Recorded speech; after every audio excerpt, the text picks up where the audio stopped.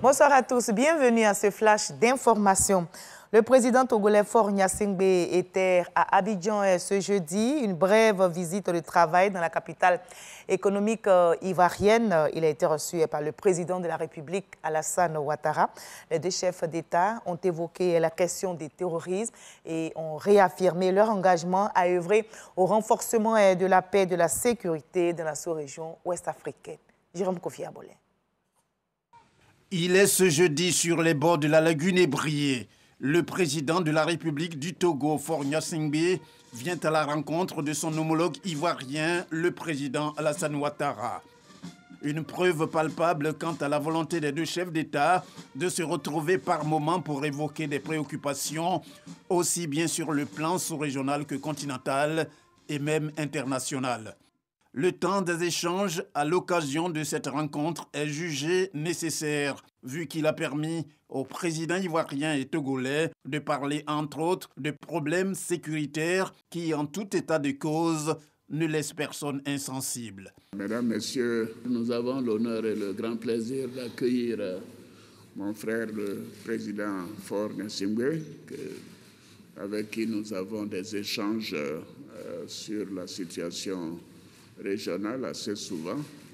Nous avons estimé que c'était utile de le faire de visu. Et je remercie Monsieur le Président d'avoir fait le déplacement pour nous permettre d'échanger et de nous concerter.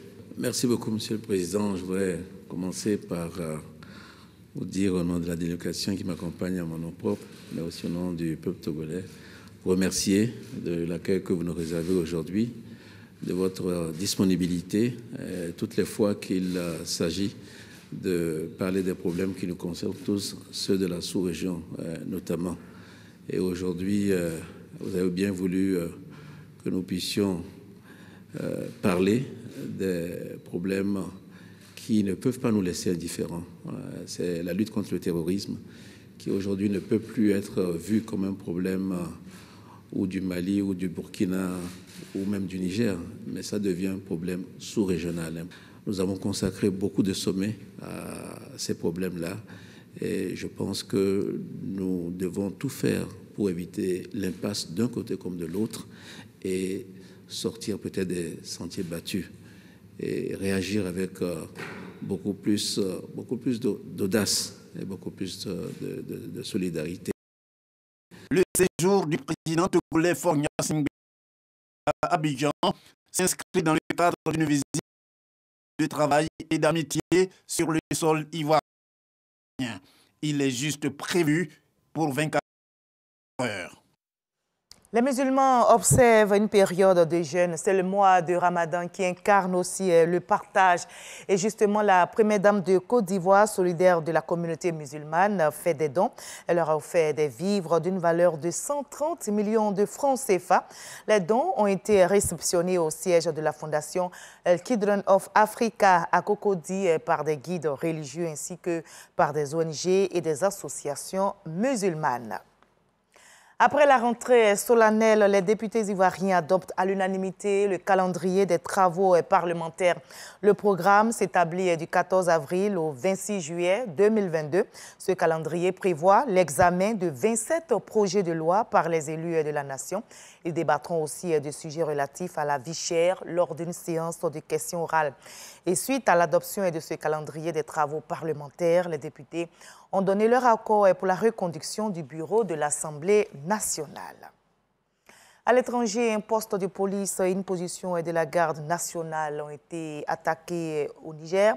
Ces attaques sont attribuées à des hommes lourdement armés. Selon les autorités, 7 policiers et 4 militaires ont été tués, plusieurs autres blessés, 6 véhicules ont été calcinés.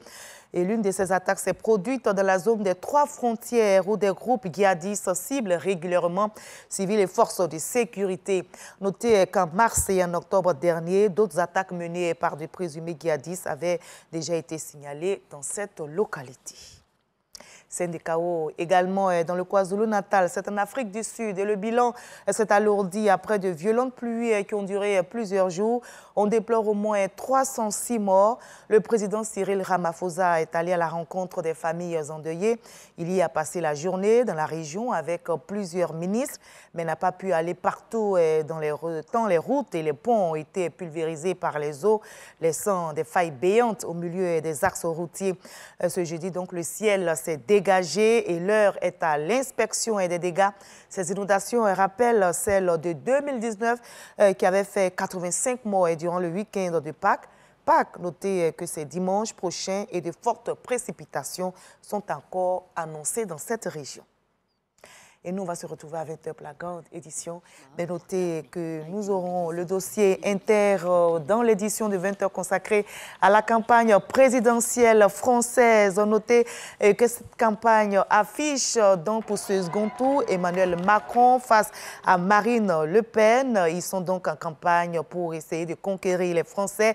Dans les médias comme dans les meetings, les deux candidats déroulent leur programme et face à eux des électeurs qui plaident pour l'amélioration de leurs conditions socio-professionnelles, sécurité, cherté de la vie, santé, emploi sont entre autres quelques préoccupations débattues.